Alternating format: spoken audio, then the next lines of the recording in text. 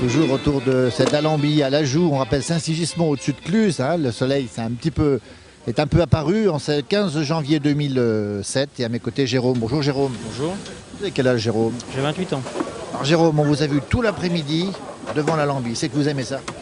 Bah, c'est la seule chose qui reste de tradition, donc autant les conserver. Et puis si les jeunes n'y conservent pas, personne ne pourrait y conserver, quoi. Vous avez apporté aussi des choses aujourd'hui cet après-midi? Oui, voilà, j'ai apporté un petit peu de pommes, un petit peu de prunes. Vous avez cueilli tout ça à l'automne donc? Voilà, et puis j'ai fait fermenter, et puis j'ai amené aujourd'hui pour que ça soit distillé. Alors cette gnôle, vous allez en faire quoi? Vous la consommez personnellement? Oui, j'en consomme assez. Ouais. Ah, Jérôme, attention, c'est comme ça à 8 Mont-Blanc, nous. À quelle occasion vous en consommez, Jérôme? À n'importe quelle occasion, à fin de repas, après un bon repas, des choses comme ça. J'essaye de rester un peu dans la tradition comme mon grand-père. Mon grand-père, il connaissait pas le whisky, ni le ricard, ni des choses comme ça. Moi, quand il y a quelqu'un qui vient à la maison, c'est la gnôle. C'est pas autre chose, quoi. C'est la seule chose qui reste de chez nous, donc autant qu'on en profite, quoi. C'est probablement le liquide qui est le plus le symbole de la rencontre avec les gens. Il y a quelqu'un qui vient chez vous, vous ouvrez la gnôle? Ouais, c'est plus que puis une bouteille de rouge, parce que dans le coin, c'est aussi assez ça, quoi. C'est à boire un coup. Puis la gnôle, pas tout le monde la boit non plus, quoi. Mais c'est vrai que moi, quand il y a quelqu'un qui vient chez moi, quand je rencontre quelqu'un, j'ai toujours une fiole, que ce soit dans la poche ou dans la voiture. Parce que c'est comme ça, tu bois la gnôle, c'est comme tu dis, tu bois le café, c'est pareil, quoi. C'est le même esprit, quoi. C'est pareil, après, ça sert à rien de se leurrer, quoi. La gnôle, ça fait des années qu'on la connaît, mon grand-père est né avec, moi je suis né avec, et mes petits-enfants vont naître avec. Jérôme, les gens de la ville qui regardent justement cette émission, ils ont du mal à comprendre que pour vous, la gnôle est autant d'importance, justement, symbole de convivialité. Ils ont vraiment du mal à comprendre tout ça. C'est en train de disparaître, ça, il faut bien le dire. Oui, c'est en train de disparaître. Bon, il faut dire que c'est en train de disparaître grâce un peu aussi à l'État qui fait rien pour les aider.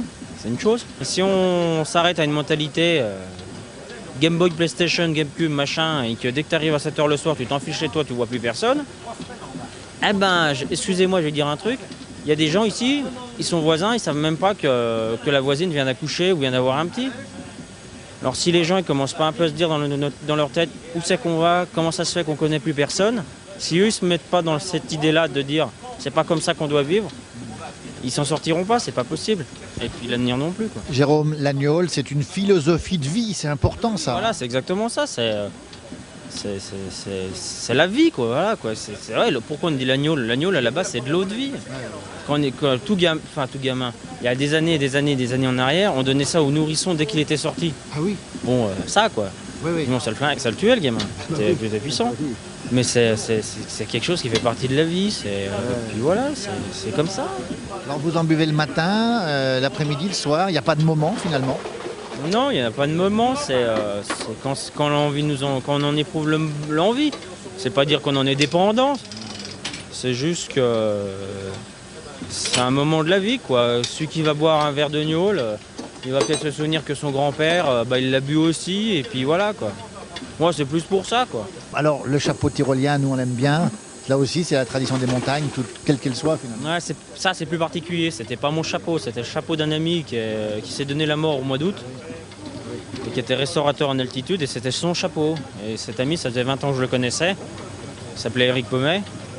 Et c'est un ami vraiment de très très longue date. Et en souvenir, par respect à sa mémoire, je porte son chapeau pour dire moi je ne l'ai pas oublié. Merci beaucoup Jérôme pour ce témoignage. Merci beaucoup. Merci à vous.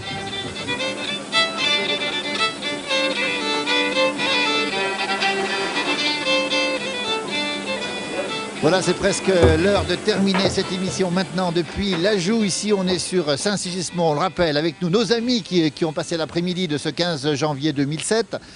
On est bien sûr, on va finir avec le vin chaud, mais juste avant le vin chaud, d'abord, moi je voudrais remercier tout le monde, Jean-Louis Favret qui nous a conduits sur cet endroit cet après-midi, Jean-Roger, le maître des lieux, et puis Jérôme, dans un instant, qui va nous interpréter une petite chanson, Jérôme. On va finir cette émission avec le petit Jean-Jean, parce que le petit Jean-Jean, Jean-Louis, Jean-Roger, c'est un peu cette chanson qu'on entend souvent sur la Lambille. Hein. Assez, oui, assez souvent. C'est une des plus répandues? Pas des plus répandues, mais assez souvent. Derrière la caméra, bien sûr, comme d'habitude, Christian Rossard. Nous, eh ben, on va profiter du vin chaud. On vous laisse devant votre téléviseur. Ben, restez donc sur 8 Mont-Blanc. On se retrouve demain pour une prochaine émission de la Place du Village. Et c'est Jérôme qui va nous interpréter le petit Jean-Jean ici depuis l'Ajoux. Saint-Sigismond. À demain pour une prochaine émission de la place du village. Merci à vous tous, messieurs. On a passé un superbe moment avec vous cet après-midi et à très bientôt. Au revoir. Petit, j'étais dans la maison de mon père.